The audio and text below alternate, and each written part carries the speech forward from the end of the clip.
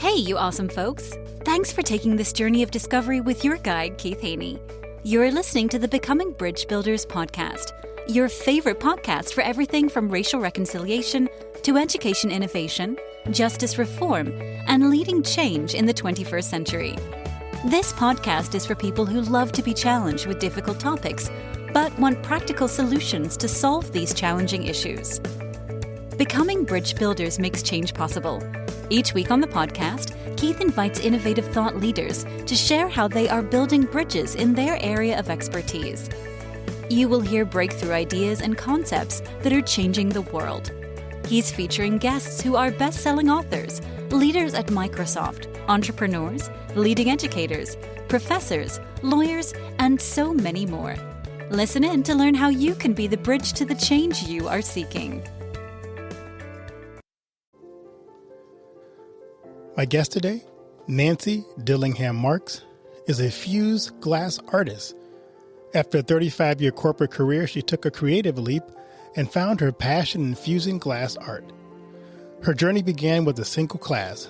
Despite her initial self-doubt about having any artistic talent, to her surprise, she discovered a knack for working with glass and embraced the imperfect beauty of her creations. She recognized a gap in the market for unique, handmade craft and founded Glass Arts Collective, a local glass art studio. She shares her passion there, enabling others to explore glass art and witness their creative vision take shape. Don't miss a chance to join her class at Glass Arts Collective. Nancy's background encompasses areas of human resources, payroll, accounting, operations, purchasing, customer service, sales, teaching, and more. She's been able to travel to all 50 states and continues to love traveling and learning about other cultures. We welcome Nancy to the podcast. Well, it's so good to have Nancy on. How you doing today, Nancy? I am great, Keith. Excited to be here. Well, good. I'm glad to hear that, as opposed to, oh no. I could have still been sleeping. That's right. I could have been sleeping. So I'd like to ask my guest this question. What's the best piece of advice you've ever received? I like this question. I've heard you ask it before, so I have thought about it. And it is, don't get in your head too much. Oh. It is so easy to believe things that aren't true because your head tells you they are. Who told you that, or where'd you hear it from? Actually, I've heard it from several people, and it's taken me a little bit of time to kind of get it. But at the same time, when you hear something over and over again, there's a message you're supposed to be hearing, and maybe you should pay attention a little bit more. That's a very good point. If I hear this more than once, maybe someone's trying to tell me something. Yes, and I heard it more than twice. Yeah. I'm always curious, people like yourself who have changed careers or now maybe finding that sweet spot in their life. Who were some people that were crucial in your journey? And tell us a little bit about them. What made them so special?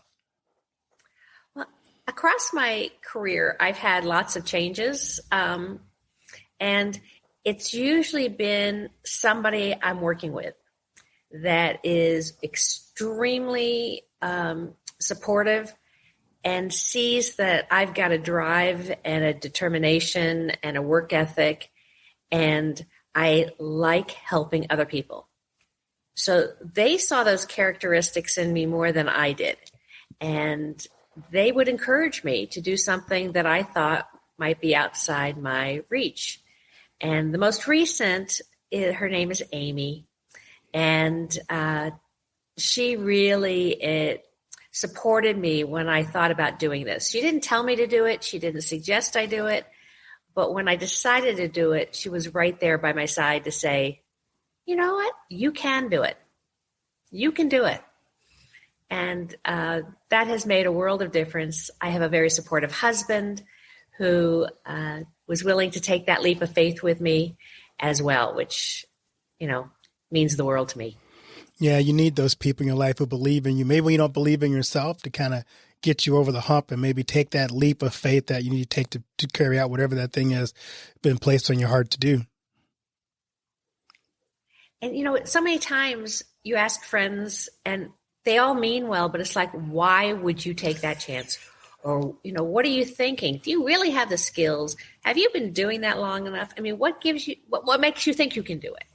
And, that starts to get in my head. And then I remember, get out of your head.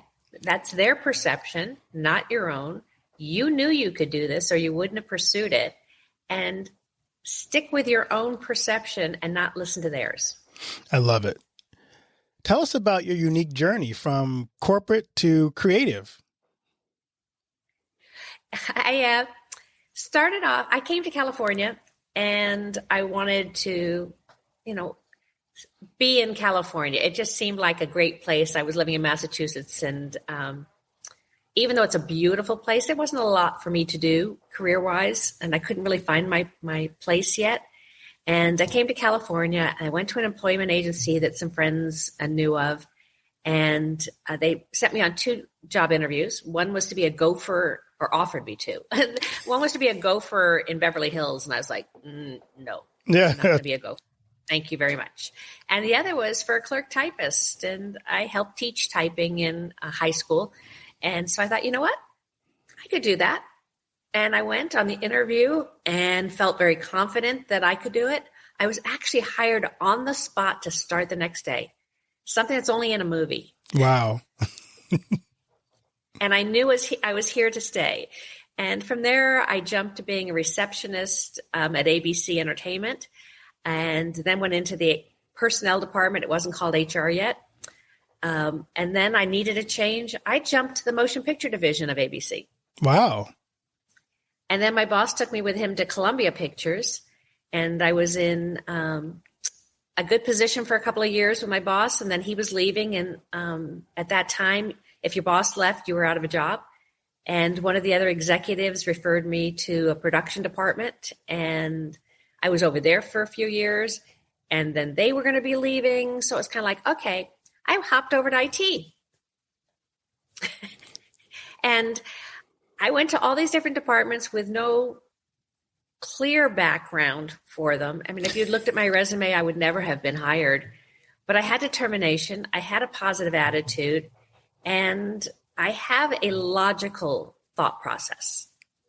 So if things don't make sense to me, I'm not uncomfortable asking, well, why do they say you should do this? Right. Well, who says they are right? And I was there for many years and then went to work for Toshiba and IBM and on, all technology for a long time. And then I met my second husband. I'd been divorced for over 13 years and I was ready to maybe settle down again.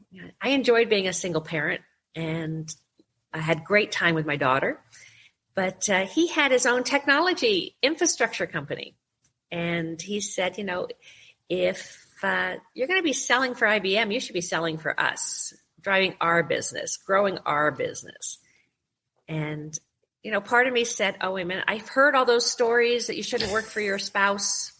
That's not a good thing. For us, it worked out very well.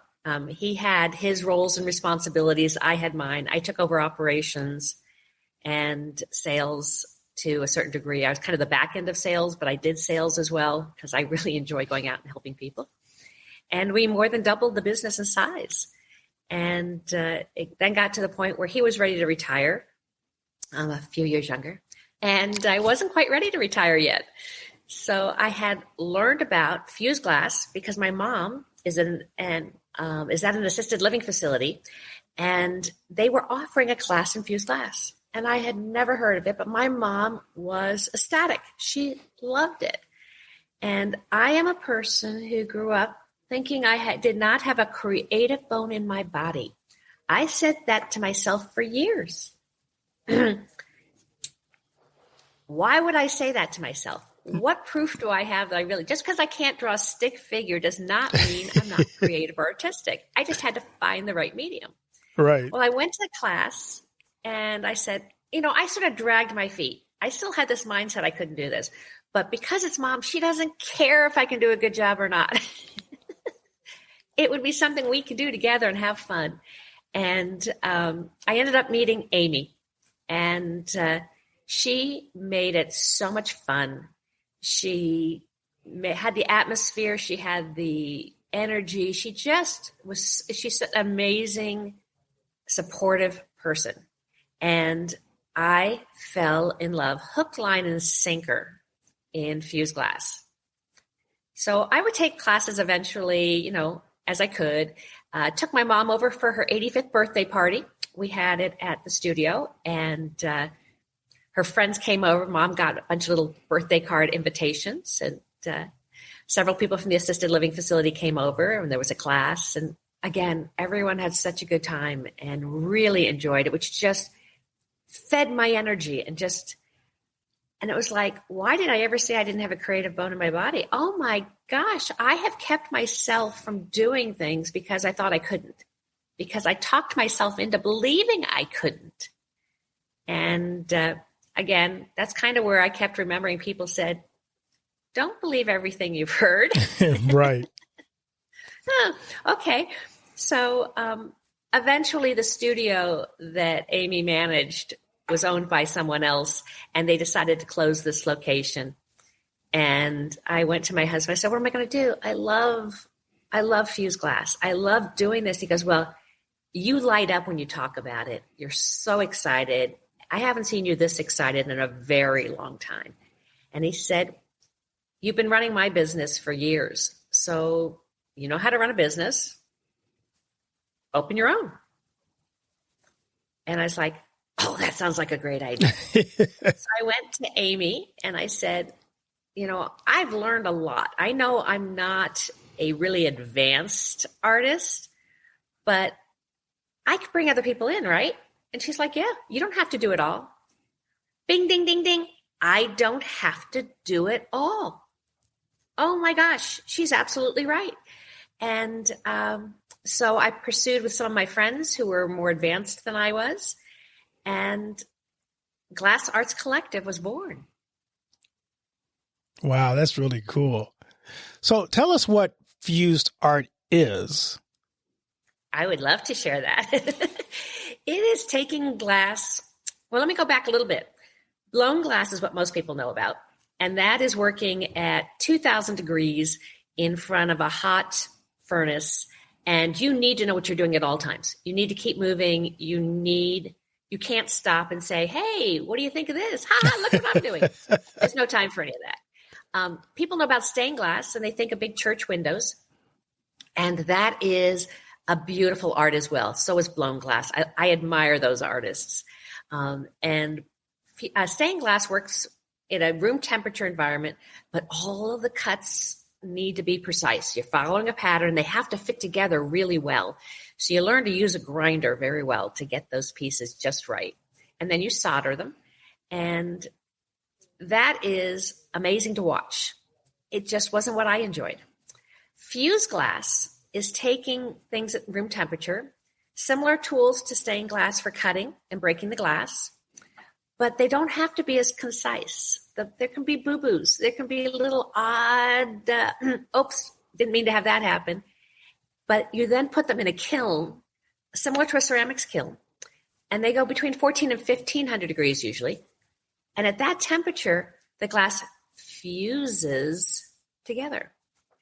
It goes into a really thick honey state, and it softens. So it softens the edges of the glass, but it also softens those lines that didn't quite match up as well.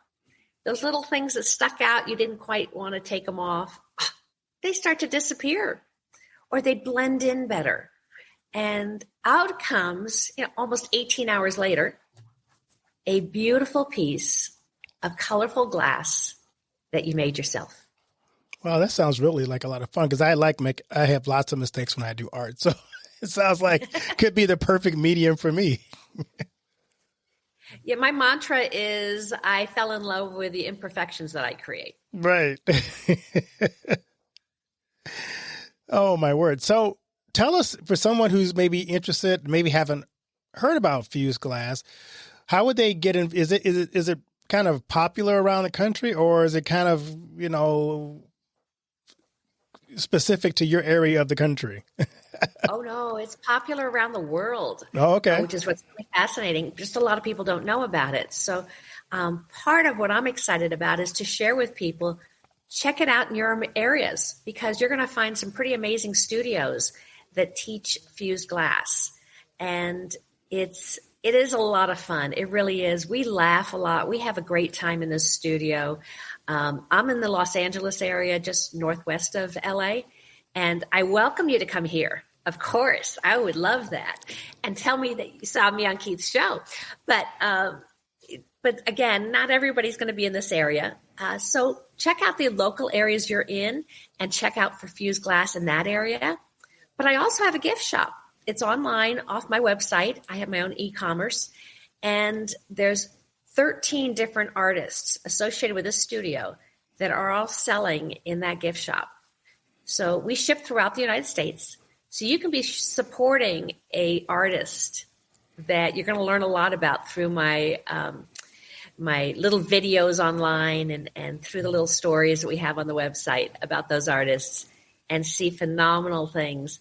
And the one caveat is, I'll tell you, I'm not the best photographer. So the pieces all look better in real life than they do in the pictures. That's good to know. I'm curious. I looked at your story and you opened, timing is everything, especially with business. You opened your business 5 weeks after COVID, right? In the middle of COVID. So tell me. Right before COVID. Yeah. So tell me how that worked when I'm sure a big part of doing this art studio is coming into the studio and doing it. So how did you survive COVID when you had to probably shut your business down for 2 years almost? Well, luckily enough, I have a gift shop in the front, so I have retail. Okay. So when retail opened again in Southern California, I was able to be open. I actually called the state, and I didn't fall in a category that they could tell me when I could officially open. Okay. So I did the best I could with deciding how I can keep people safe and secure. But, once again, my mind went to, are you crazy? What did you just do? You just took on a lease. You just bought all of this equipment and all this inventory. And I stopped after my little bit of, self-doubt and ridiculous self-talk. And I said, throughout my life, I've always said, I wish I had more time. I wish I had a few more hours in the day. It's just, I don't have enough time to get everything done. And now I've been gifted, for the weirdest reason, time. So I took advantage of that to study more fused glass art classes, techniques. There's a lot offered online as well. A lot of people don't want to make fused glass in their homes because they don't want shards of glass around their kids or their pets. And I totally get that. But I was able to come into the studio, watch their videos, and support them, because a lot of them you pay a fee to, and I'm more than proud and happy to do that because they've done an incredible job of teaching, and make it here. And I have learned so much that I was no longer that sort of more beginner artist. I became a much more established artist in that time frame. And as I have this is about 1,700 square feet space. So I have multiple tables, and I would separate people that would come in by table, and they'd have their own tools to work with and their own glass to work with. And I'd spray everything down with alcohol afterwards, and everybody wore their masks. And I found that people were finding this is a sanctuary. They were finding it was helping them mentally to be part of a community, even if it was a small one, like-minded people, and they did something therapeutic. When you start working, and I believe this in any type of art, you get focused on what you're doing. And when you're focused, sort of the rest of the stuff in your head goes to the back. And you're just enjoying something for a while. And you do relax, and you do find comfort, and anxiety goes away for a while. And really dulls that variety quite a bit. The anxiety, there we go, a bit. So that was a really incredible thing to learn about that I probably wouldn't have learned if it hadn't been for COVID. Yes, COVID impacted me financially, and it's now 4 years later for time frame for people, and I'm still here. And I've renewed my lease, and we are doing very well. For someone who's thinking, oh, it sounds really cool, are there any things as a potential fuse artist that I need to have skills walking into the door with, or can I pick this up with a couple classes and grow from there? Oh, you can absolutely pick it up from just coming in. All the tools are supplied. The only thing we suggest is wear closed-toed shoes, because sometimes some glass can fall, and safety is number one. I always laugh. I'm such a mom, is my phrase, because it's like the first things I do is talk about all the safety features. But we teach kids 7 and up. So safety can be very well managed, and I have to tell you, even kids are better about it than adults. Adults will get distracted easier. The kids are focused on it, which is awesome. But I have some artists in this studio that's only have been in this studio. They've never done fused glass, or some of them had never done art before, but most at least wasn't fused glass. And they have become phenomenal artists because there's so many different things you can do. It's like pushing the envelope of what you thought glass was limited to finding out what you can do. Cool. What if there's somebody out there who was like you, who goes, I'm not creative? What would you tell the person who tells themselves, I'm not creative, I'm not sure fuse art or any art is for me? Well, my first thing I say to people, because I get that a lot, is when you were a kid, did you enjoy art? And most of them all say yes. And then but I can't draw a stick figure and I can't color in the lines. And I said, who says you have to be able to draw a stick figure correctly? I said, does anybody's body look like a stick figure? And who said that's where the lines should be? And people just look at me, and I said, oh, I stepped outside the lines and outside the box a long time ago. I found I don't live inside a box ever in my life. I have always been outside a box thinker. And I said, give it a chance. We have samples that you can look at and you can copy us. We consider that a compliment. You can do abstract. You can do something very specific. It doesn't matter. And the colors you want to use, they're going to go well together. You're not going to think they will, but they do. And I have a color chart. I never use it, but I have a color chart if you want to see it. That's so neat. And my favorite thing is that they come back to pick up their piece a week later, and they'll look at their piece and go, oh my God, this is beautiful. I said, okay, from today on, you can never say you don't have a creative bone in your body. And they just look at me and start laughing because I actually remembered they said it. You're right. I love that. It seems to me like you did this not just for yourself, but to give back. Why is it important for people to give back? Stay with us. We'll be right back. And now a word from one of our sponsors, For Freedom Mobile. If you're using AT&T, Verizon, or T-Mobile, then you're being tracked. Mobile providers collect your location, communications, internet activity, even your financial transaction. They sell that data to anyone willing to pay for it and provide it to the government without a warrant. Switch to For Freedom Mobile, and you won't ever have to worry about big tech or Big Brother tracking you through your mobile phone again. For Freedom Mobile provides secure, unlimited talk, text, and high-speed data for just $29.99 a month, and it includes free internet roaming in over 200 countries. Sign up for the service by visiting forfreedommobile.com and using the promo code BridgeBuilders to get your first month for only $9.99. See forfreedommobile.com for details, just like the number 4, freedommobile.com.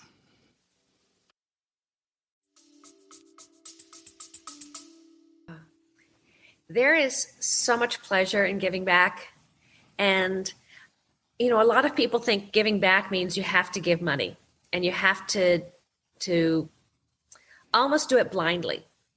Here, I can give back and I can see the value that is being produced and the value of what people are getting out of it. And that's tremendous. Most people don't understand what it takes in any form of art to put it all together. And, they look at things and they go, oh gosh, that's expensive. But you think about it, the department stores, they're getting stuff that is mass produced, and you might be getting piece 1,250 versus one of a kind. Here, you can get something custom made. You can make it with the colors that you like. You can make it the colors your friends like if you're going to give it as a gift. And now there's a story behind it as well. So you can buy a gift here, or you can make something, and that story goes to whoever you give it to. And now, instead of just being a platter that you're serving on for a special dinner, it's a memory that you share with friends who admire that piece because they've never seen anything like it before. I love that. I'm curious for you right now, because you have such an infectious personality. But what are you excited about in this season of your life? I am very excited that in this season of my life, I can be so passionate about something and I can share my passion. And I've got the energy to truly enjoy it and give it. I love the fact that my personality is infectious in a good way. Right. There were times in my life I don't think I was as infectious in a good way. But I apologize to anyone that I was not as nice to as I should have been. But come check me out now. Come find me now, and let's have another cup of coffee together, or tea in my case, and talk, because I am a very different person, and I'm very proud of that. And I am a great inspiration to my daughter and to my friends and my friends' kids who I adopted as well. And I feel more energetic than I did in my 40s. That's really cool. Here's your chance. You get the platform for a 30-second speech to the world. What would you like to share? I really think mindset is one of the worst things that we all have. And it can be called different things. Perception is, two people can hear exactly the same thing and hear and interpret it very differently. And in today's world, it seems like that is one of the biggest problems we have. We want to complain about other people. We want to, point out things that other people do wrong. But we don't want to be happy about what we do have. We don't want to be happy and try to drive goodness. And that's all, to me, a mindset and perception thing. And just because I can do this better than you can, so what? There are so many things that you can do better than I can, and you don't judge me for that. And since I have 30 seconds, I'll do this last one. When I was a kid, I would go to a friend's house and say, can you play? And they would say, no, not today. I didn't take offense to that. I never thought my friend didn't like me. I just went to the next friend's house. Today, it's so different.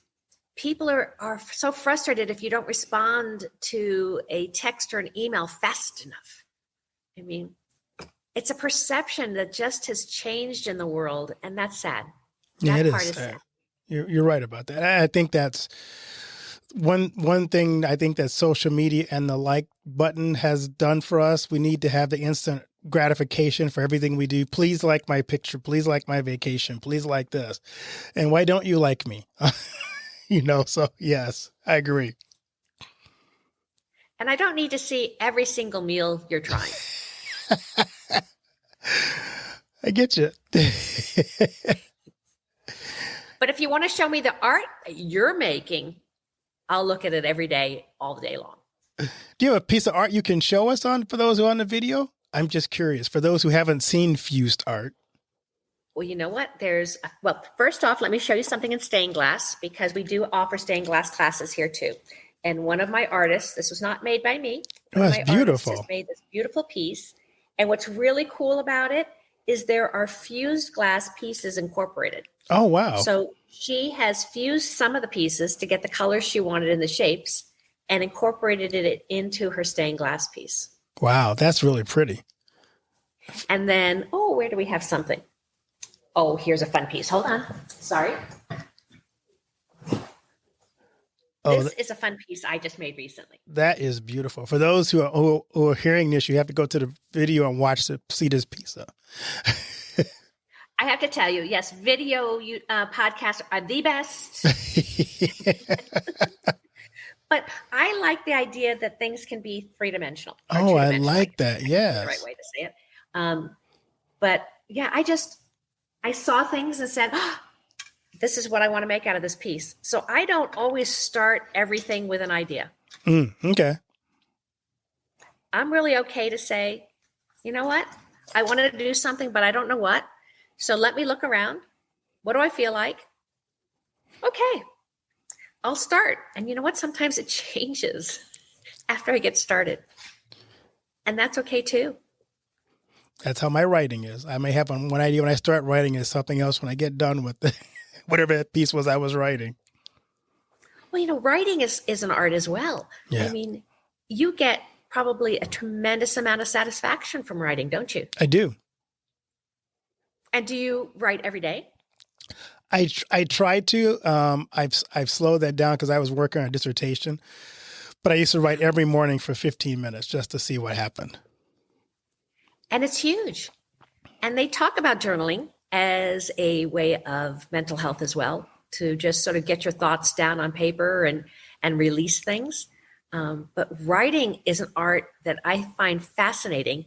And I'm not comfortable with it. My husband just wrote his second book. Wow. He started on his third. And I so admire you because you can do that. Does it make me feel bad that I can't? No. But I can admire you for being able to. Right. The one bad thing about writing is that usually the ideas come at 4:00 in the morning and you want to go back to bed. It's like, I can't have to get up. So you have to get up at 5:00 and write because the idea is right there. So... I do know that actually happens with art as well in Does the it? glass world. The idea of what we'd like to do or the design. The nice thing is a lot of times we can just scribble it out and you can't really see it very well at 4:00 in the morning when you scribbled, but you get enough of the idea of what you were thinking about at that time that you can go back to sleep easier. There you go. I have to try that because the 4:00 in the morning getting up to write is really annoying. Well, try using the record button on your phone and dictate. There you go. It. That's a good idea. I'll have to try that. Like I said, I'm outside the box thinker. There you go. I like that. So, Nancy, what do you want your legacy in the world to be? Oh, that's a great question. I've thought about that, and I always build a legacy that's much bigger than will ever happen. But I like the idea of making a difference somehow, even if it's a small difference in someone's life. And just the fact that even in the small space that I'm in now, I have made a difference in people's lives. And the art that they're creating now that they didn't know how to do before, that truly came from them. I mean, it truly did, but I had a little something to do with it. And I am so proud of that and honored to have been able to do that for someone. That is amazing. Anything I haven't asked you that I should have asked you? Well, I appreciate you not asking how old I really am. But no, I think we have done a very good job of covering the topics. Well, thank you. So where can people learn more about you and where can they buy your art if they want to partake in some of that wonderful pieces you just showed me? At my website, glassarts with an S, collective.com. The gift shop is there. It has the link to my Instagram, my Facebook, the LinkedIn, and the YouTube channel. So there is our videos all over the place. There's food questions, like, is it food safe? Most of the glass is. Is it dishwasher safe? Well, it kind of depends on how hard your water is in your area. So it's there's so many questions that you can ask, and I've tried to capture them. But if I've missed a question you have, send me a note at info@glassartscollective.com, and I'll be happy to answer it. If I know, and if I don't, I'll let you know that too. So here's one closing question for you. If someone has in their mind a concept of something they like design, can they also Right. You say, I have this picture in my mind of a piece of art that I want. Can you help me turn it into fused art? I will respond with my favorite answer. There's 13 artists in here. One of us probably can. Oh, cool. We each have different techniques and styles, and we all share. We know who has the strengths. So no one person ever tries to take all the commission options and do it themselves. We give it to the right person to give you the best possible end product. Well, thank you, Nancy. This was such a great conversation. Blessings on the work you do, and keep passing that infectious spirit of yours around to people and inspire them to dig in and find their creative self to do something that leaves a lasting legacy through their art in the world. Thank you. And thank you for having me on your show. I've loved your other guests, so I feel very honored to be included. It's an honor to have you on.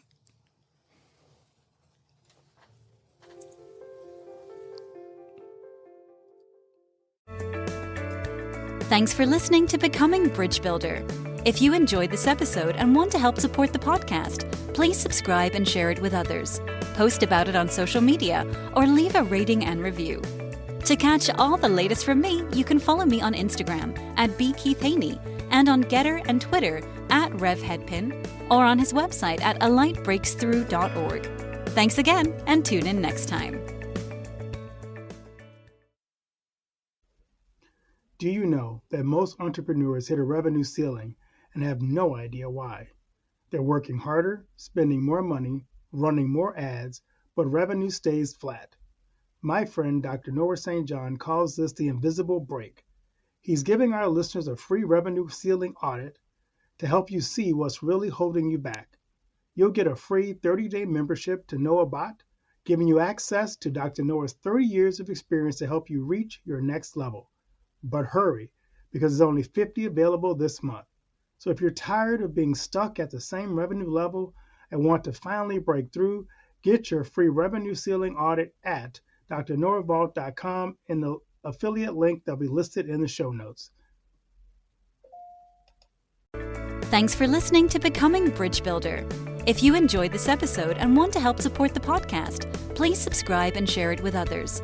Post about it on social media or leave a rating and review.